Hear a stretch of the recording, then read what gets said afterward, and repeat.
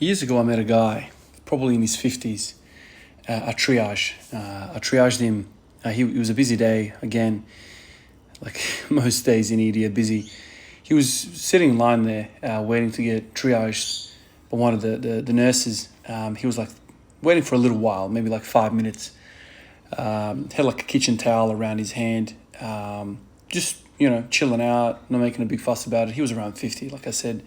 Finally gets to the window, and I'm assuming he's cut his finger or whatever. I said, "Oh, what happened, mate?" And he said, "Oh, I was mowing the lawn, and there was a jam in the lawnmower, so I stuck my hand in to clear it, and the bugger turned on suddenly, and I reckon a couple of fingers are gone." And so I had a look, and there it is. The pinky, ring, and middle finger were gone. Halfway through, halfway down the fingers.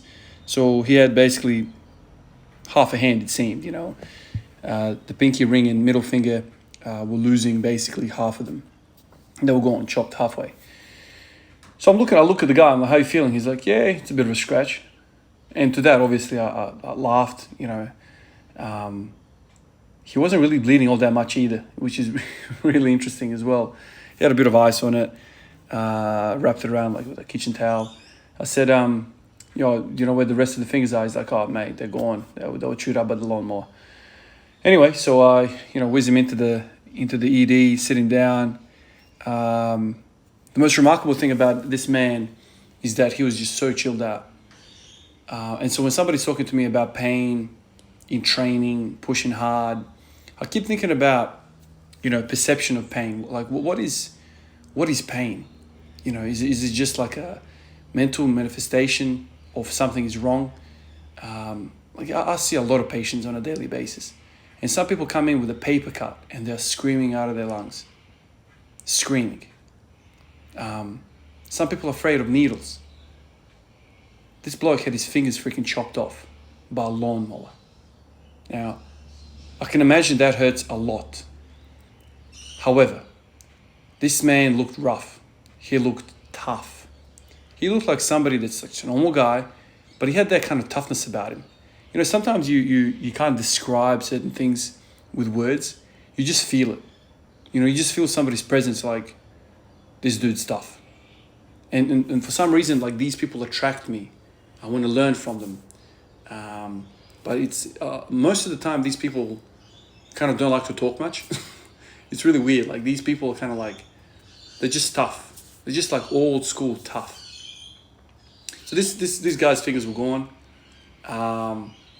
Took him into this room.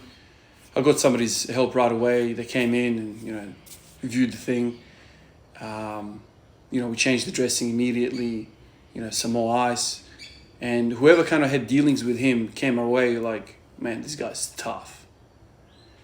Like, that is so pleasing to see. Now, I'm not saying that if you get injured, you're not supposed to kind of like show pain. But to me, in my experience, pain is subjective. So say you've gone through hell and back in your life and you've had a really hard life. Say you were a miner all your life and you just used to grueling physical labor all your life. If you were to cut yourself on the arm, that's not a biggie. It's like normal stuff. Like, you're used to so much discomfort in your life that such a small bit of trauma is a non-event. But if you're somebody who has lived a protected, a sheltered life, maybe sat in an office all their life, never really sweated, never really worked hard, not into fitness, not into any discomfort, and you were to have like a bit of a cut on the arm, it's a big deal in comparison to what you've been through. So like that, I think about training.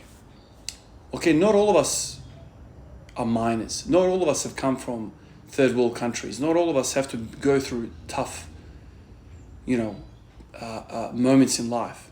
But I feel like this is where training can come in and teach you this hardship.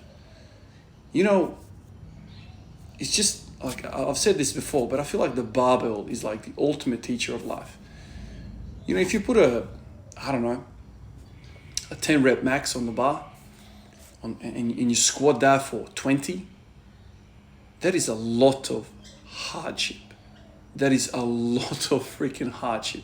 I don't know whether you guys have done that. If you've never done milk and squats program, you've never done the 20 rep squat program, I highly recommend you to do that. Not even for the physical gains. I recommend you to do that for the mental gains. And when I read that book, the 20 rep program, Super Squats, I forget the author, Randall Strawson. What came out of that book for me the most was that you're going to come out of the other side of that an animal. You're going to be a different human being because you've gone through absolute freaking agony, discomfort. You basically are talking to your maker every single time you do that final set. Just to repeat, you're taking your 10 rep max and you're doing it for 20. Okay, for 20. Now, I don't know whether you guys understand truly how uncomfortable that thing is, or maybe you don't understand what the hell that even means.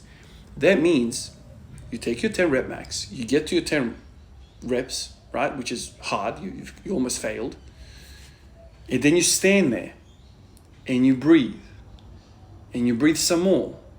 You let maybe a minute go by, and then you go to yourself, all right, I reckon I've got 1 rep in me. You do 1 rep. You come back up. You're screwed. You're in pain. You're like, I should really put this down. But you take another minute. Long, deep breaths. You keep sucking those breaths in. You keep thinking how bad it is right now. A bit more time goes by, you do another rep. Repeat. Eventually, you might get to be sitting there for like 90 seconds trying to catch your breath to get the last rep. These sets can sometimes go on for like 3 or 4 minutes. Now think about that. 3 or 4 minutes. 5 minutes. 1 set. Now obviously you're going to get some freaking nasty DOMs from this. You're going to get some nasty gains probably from this, especially if you do it 2 or 3 times a week like they want you to do. But most of all, man, you're going to come out on the other end a different human being mentally. And as I've said to you guys constantly, it all starts in the head. If you can conquer that voice, if you can tell that guy up there to shut the hell up,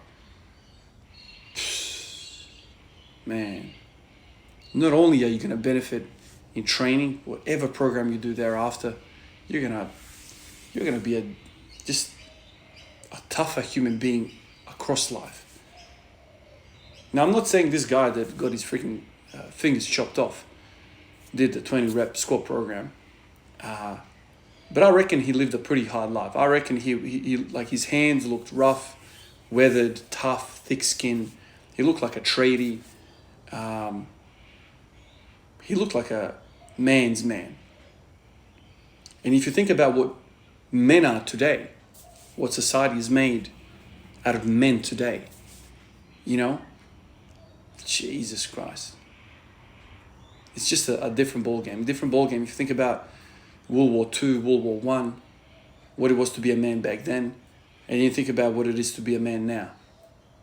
It's just a different world.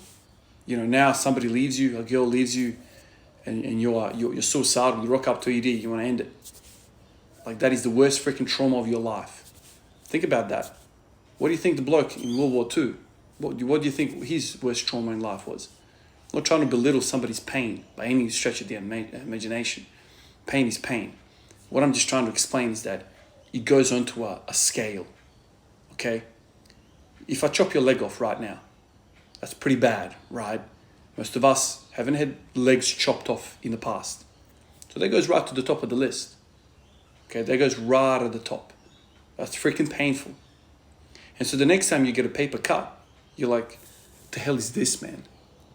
I had my leg chopped off. This is not even a thing. Just put some pressure on that damn thing, it'll stop, voila, move on with life. But if you've never had a leg chopped off, and the worst trauma you have is that paper cut, all of a sudden like, God damn, that hurts. That's a real deep paper cut. I have to rock up to ED and get a plastic surgeon to have a look at this cut. It's a different ballgame. You know, I remember when we were having our first pregnancy, my first son, I was having this conversation with my wife, and I said,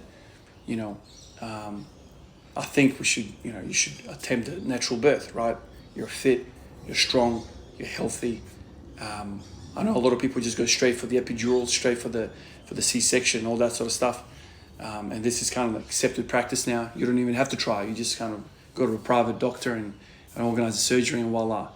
I know a lot of women say, well, if the technology is there, if the medicine's there, why go through pain?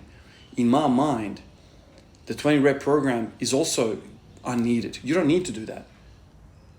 But I feel like there's something to be gained from that.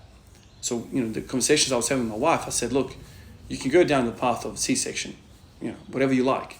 But if you go through this process of natural delivery, that's probably going to be the worst pain you've ever imagined.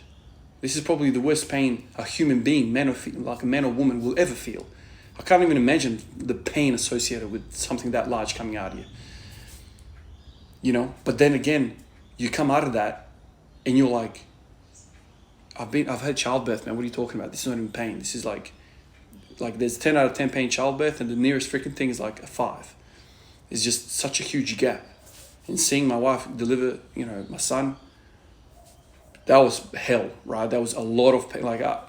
You can't imagine. I've worked in ED for, at that point it was something like 7 years.